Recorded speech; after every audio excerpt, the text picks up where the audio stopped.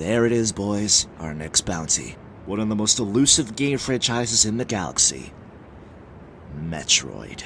Wait, Metroid? Really? I thought we were going after F-Zero. Most elusive. You know there's still games coming out, right? Both of you, shut your mouths. This is a big catch with a big prize. If we manage to ace this job, we'll be filthy rich. Oh, and then how shall we catch this one? How about bait? We got bait? You already ate all of it. It was disgusting to witness. Well, can you blame me? It was mighty delectable. I suggest we kill it. Simple.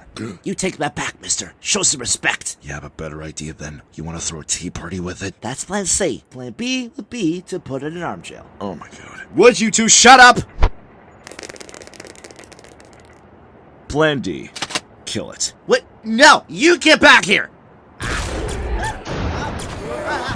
Oh yeah, well, that's really helpful, guys. Thanks a lot.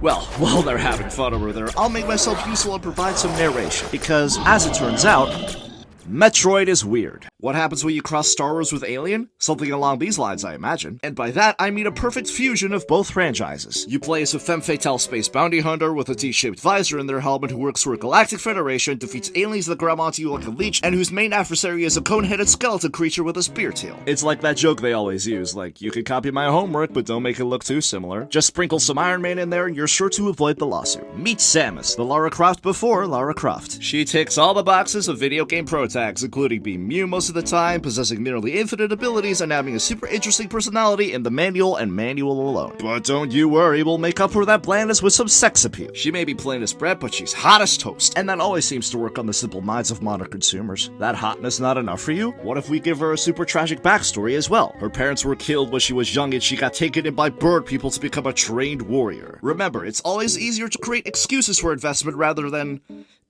you know, actually characterizing your lead. She's a woman, after all, and I sure as hell don't know how to write those. I've never even met one, only see them in the wild. Join Sam Ham on her journeys throughout the galaxy as she takes on various enemies, including pirates, brains, and whatever the fuck Crate is. Obtain many useful abilities, like shooting ice missiles, which are conceptually impossible, or being able to crush your bones into mere dust to form into a tiny ball. If you're willing to try that at home right now, here's some advice.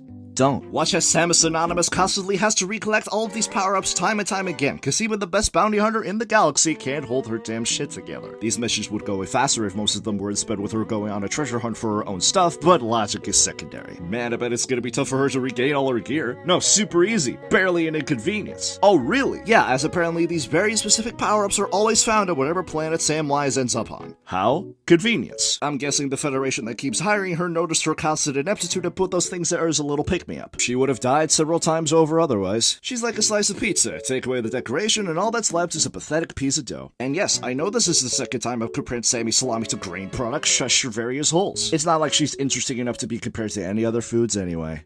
Oh gosh, it's eating me! It's eating me! Would you quiet down? I'm trying to provide a mandatory expedition. Why aren't you helping? I can't feel my legs. I'm not even sure you have those. Ah! Anyway, I know there's one question that must be burning you up inside right now. What the shit even are Metroids? They are the namesake of the franchise after all, so surely they must be very important, right?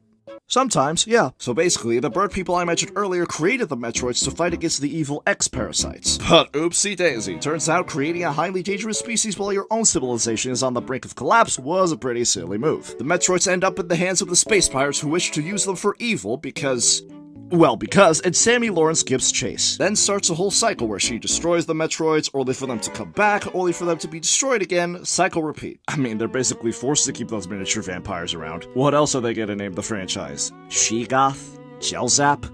Batwoon? It's also important to mention that Samsung herself was injected with Metroid DNA, while having previously been injected with Bird People DNA. She's a goddamn science project. The Federation says they want to keep the Metroids around for further research, but they have basically half a Metroid right there working for them. She's like a nice bowl of spaghetti, but instead of meatballs and tomato sauce, you have chicken and jellyfish. I wonder how her body would react when injected with Batwoon DNA. And, well, that's basically it. All the other stuff is regular sci-fi bullshit. Pirates do bad things, Samuel stops them, somehow it all relates back to the bird people, cycle repeat. This series plays it pretty safe when it comes to story potential, which doesn't really give me much material to work with. I mean, it's actually a nice chase of pace. There's no time travel, no alternate realities, logic doesn't get broken to the point where the whole thing becomes a fever dream, there's no dictionary's worth of lore that you have to puzzle together, the timeline doesn't resemble a tangled knot more than a straight path, it doesn't make me want to do laps around the world and scream to the heavens for mercy people clawing my goddamn motherfucking eyes out. And if you're gonna sit here and tell me that any of the things I just mentioned do exist in this franchise, then I will find out where you live,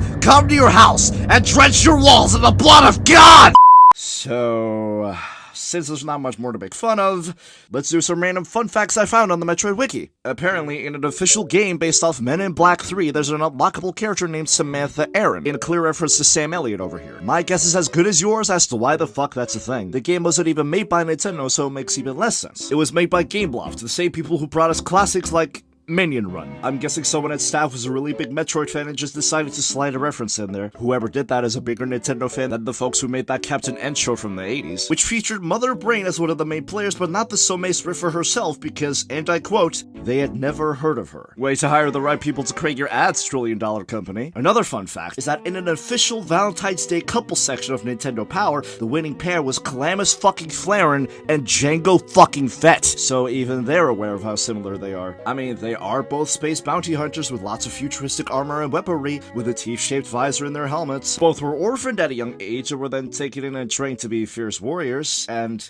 oh shit. Both were considered to be used as templates for a clone army, which yeah, that also happened. Both are clumsy as fuck. Both are skins in Fortnite, or rather Fett is, while Samosa was only planned to be one before Nintendo chickened out. How deep does this rabbit hole go? The original Star Wars came out in 1997. Alien, which was the main inspiration for Metroid, came out only 2 years later in 79. On the other hand, Fett's debut in Empire was in 1980, while Ramesses' was 6 years after that. 2, 6, 26. 26. Like the amount of letters that make up the English alphabet. The same alphabet that was invented by the Semitic people of Egypt before being adopted by other cultures. It's also the same alphabet that was used to create stuff such as alphabet soup, which consists of pasta. My god. In the end, it all comes back to grain products. Bread, pasta, spaghetti. In the end, it's all grains. It's always been grains. Grains. Grains. Grains. For the love of all that is godly, would you please help us? Ah, jeez, fine. You could have done that this entire time. I hope you contract every disease. No need to be so butthurt. What matters is that we got the job done and that we're now one trip away from being filthy rich. Dan, I think you killed it. Thank you. No, you literally killed it. This thing is dead. What was that? Don't worry, Dorito Head. It's fine. I simply paralyzed it. There's no way it's dead. It's not breathing. What? Ah, so the setting on this gun was on lethal mode, not paralyze. Do you see the fucking problem there? Well, poo. I'm leaving. There's better things for me to not care about. I'll go ahead and give this thing a proper funeral. Did you get all that? Good. That was the simple stuff.